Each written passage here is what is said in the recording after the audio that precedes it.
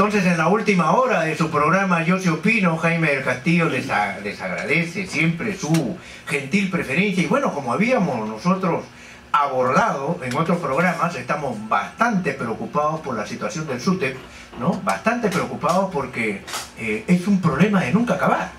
Pero ahora el ingrediente especial es que el SUTEP, como ente monolítico que manejaba Patria Roja, se ha resquebrajado. La noticia es concluyente en el diario La República, página 10, 3 facciones pugnan por el control del Magisterio Nacional.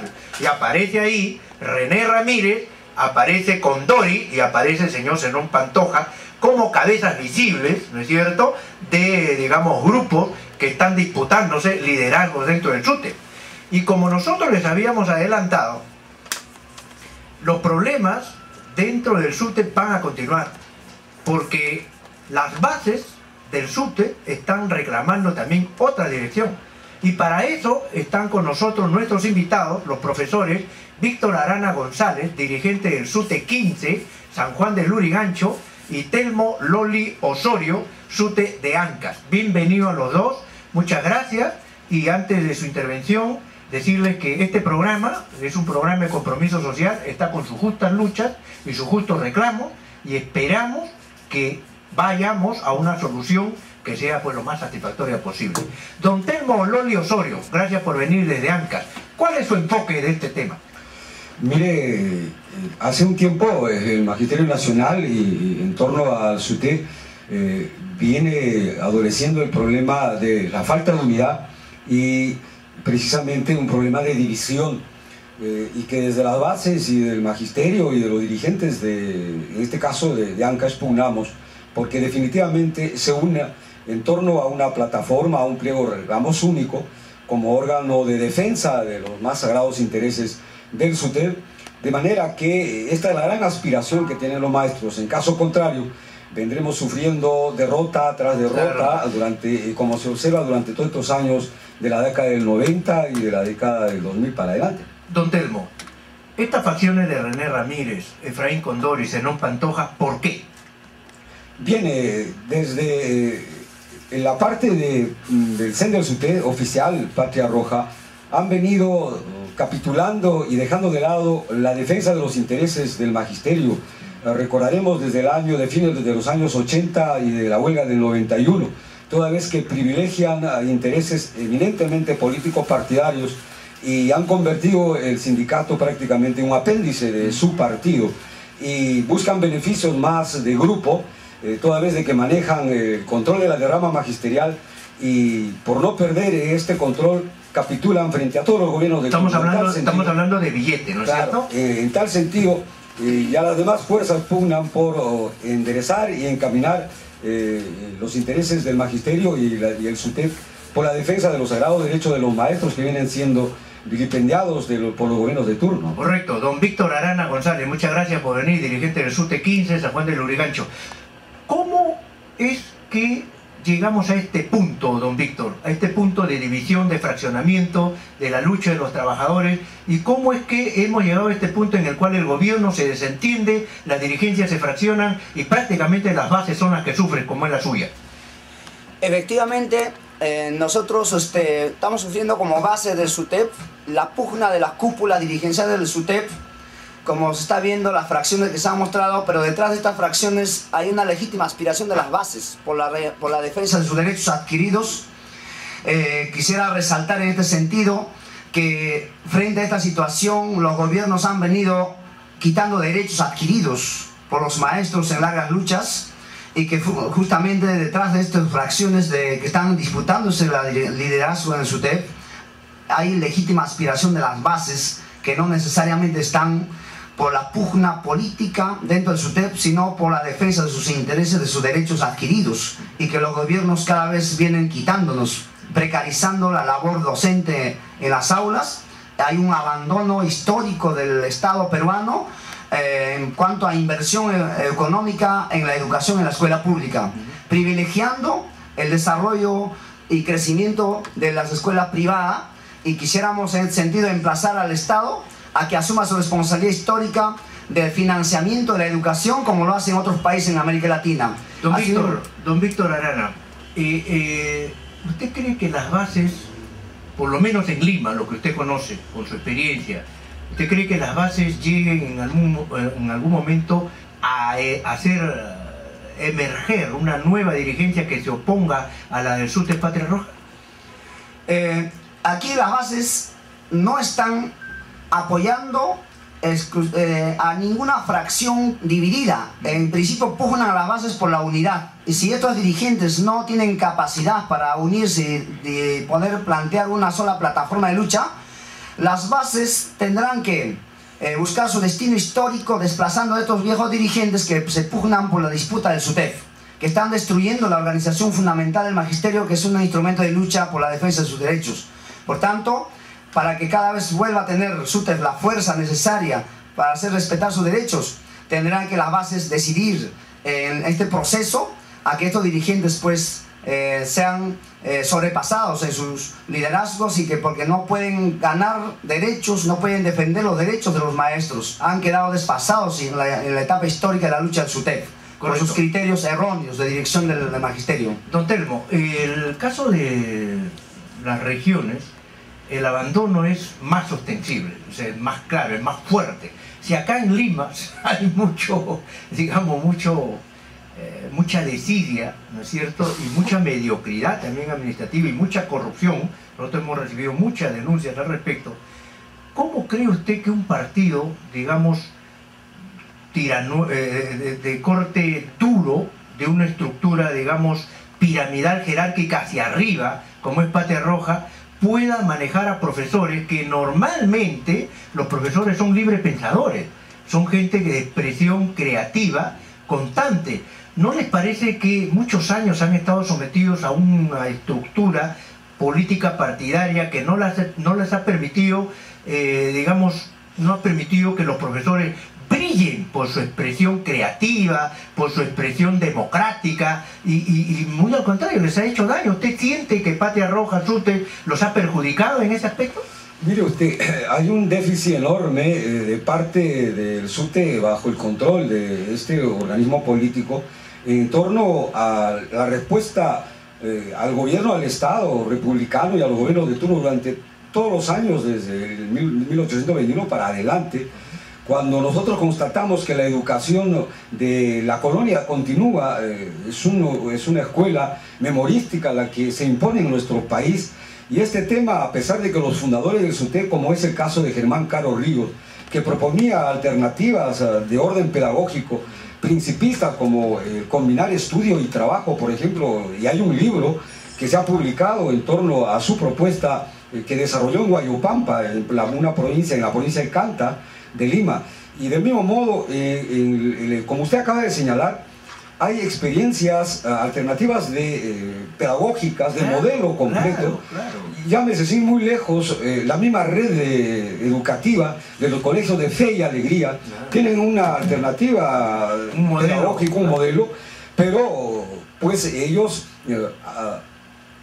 dan a su plantel, tienen un planteamiento que va desde el aspecto de la infraestructura completa, talleres, laboratorios, de manera que es un modelo de carácter científico, politécnico y basado en valores, al mismo tiempo que a sus maestros los capacita, los forma continuamente, y eso se da en toda la parte del mundo. En el caso de nuestro país no es así, ¿no? Lo que usted acaba de poner es algo maravilloso. Esos temas no se discuten. Yo al SUTEP, desde que tengo uso de razón, lo único que plantea el SUTEP es plata, plata, plata, plata, plata.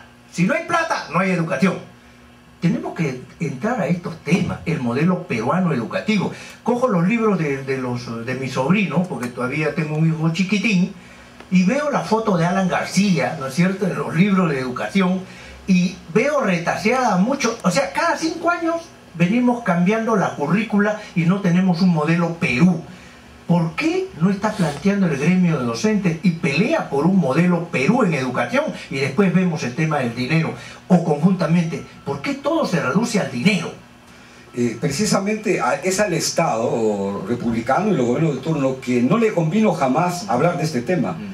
y los tecnócratas que ellos han adoptado, han tenido al frente, han sido simples imitadores de experiencias, llámese usted incluso desde la gloria de la República, imitando lo que era la educación francesa, pero jamás se adaptó y se adecuó a la realidad de nuestra patria. Tiene que ver con también el carácter del Estado, un Estado, pues, como usted antes manifestaba, lo escuché muy bien, no un Estado independiente, sino un Estado totalmente dependiente. Y correlativamente el modelo que ellos han pretendido siempre implementar han sido modelos traídos de los cabellos y a imitación, ¿no?, del extranjero. Jamás ellos, los del Estado y el gobierno de turno, quisieron pues tener un modelo de educación peruana. En estos momentos, por ejemplo, tenemos un proyecto educativo nacional que el Consejo de Educación Nacional ha planteado como política de Estado desde la época de Alan García, pero este señor lo encarpetó. ¿Y por qué? Precisamente para poner su foto en la portada. Como señalaba el compañero, sí. Ellos están por la privatización desde la Constitución neoliberal y no están por el lado de la escuela, de defensa de la escuela. Correcto. pública. Don Víctor Arana, el tema de la ley del profesorado y la propuesta que hace Patricia Salas, ¿por qué la oposición?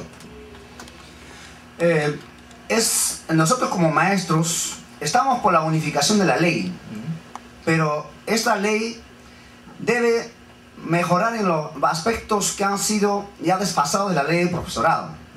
Pero no puede darse un proyecto como lo ha dado en estos momentos la ministra Salas, desconociendo los derechos adquiridos de los maestros, que están reconocidos en la ley del profesorado y que es derecho adquirido de los trabajadores que en cualquier otro país se respeta, y que si quiere mejorar en otros aspectos donde hay vacíos de esta ley, tiene que simplemente sobre esa base de los derechos de los maestros, tiene que optimizar tanto la parte evaluativa, que es lo que tanto pregona la meritocracia, etcétera. Son aquellos que los maestros están llanos a asumirlo como tal para poder mejorar la situación precaria de la educación en nuestro país, pero definitivamente estamos rechazando en esta huelga este aspecto que corta o quiere desconocer o borrar totalmente lo que es digamos, derechos ganados, como por ejemplo la estabilidad laboral, y los maestros están luchando justamente en las calles por esta defensa. Correcto, pero la ley de carrera magisterial de Alan García fue impuesta y desconoció también los derechos adquiridos que usted dice.